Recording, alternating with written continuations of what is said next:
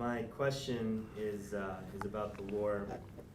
The Gemara says that when the Listim pray to Hashem for success, they pray good, He grants them success. He helps them to steal.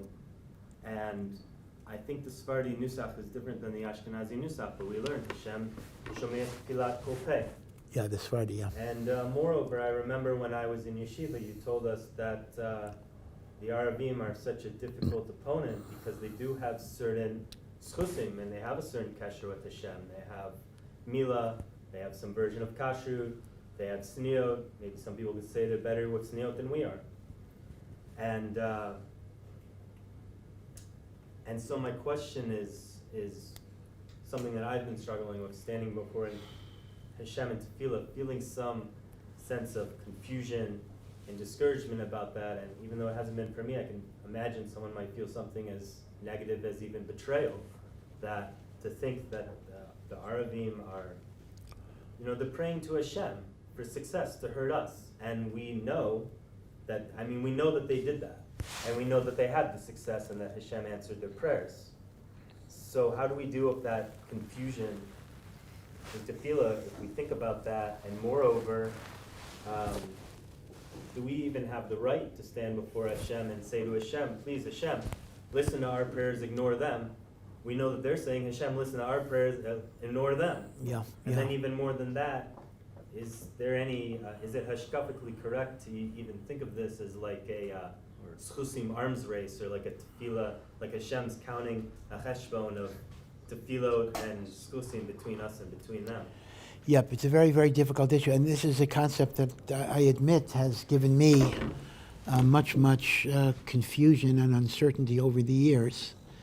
And that is the notion that prayer has a power, prayer has an efficacy, even when it is uttered by a rasha and even when it's for immoral purposes.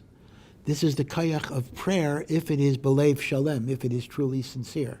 Rav Chaim Vital writes, based on Pirkei de Rabbi Eliezer, that the last and most difficult galus that Am Yisrael will face will be the confrontation with Yishmael.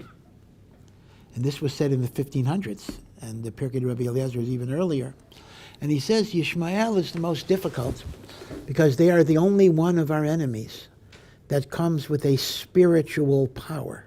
The danger of Yishmael is a much more subtle danger, because Yishmael comes not only with physical brutality, but Yishmael comes with spiritual merits.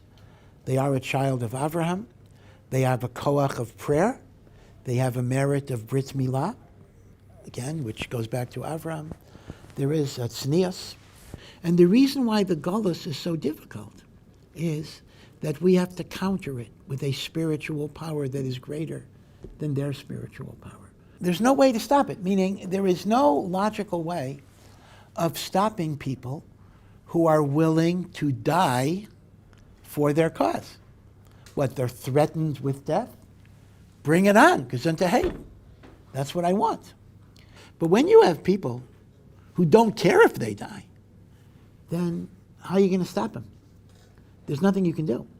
So really, the statement of Rav Chaim Vital that Golus Yishmael is impossible to defeat by conventional military means, is even true on a simple political way. There's no way. You do your ishtadlus, but there's no particular way that you can guarantee anything. So the dilemma is we need spiritual ways of defeating them.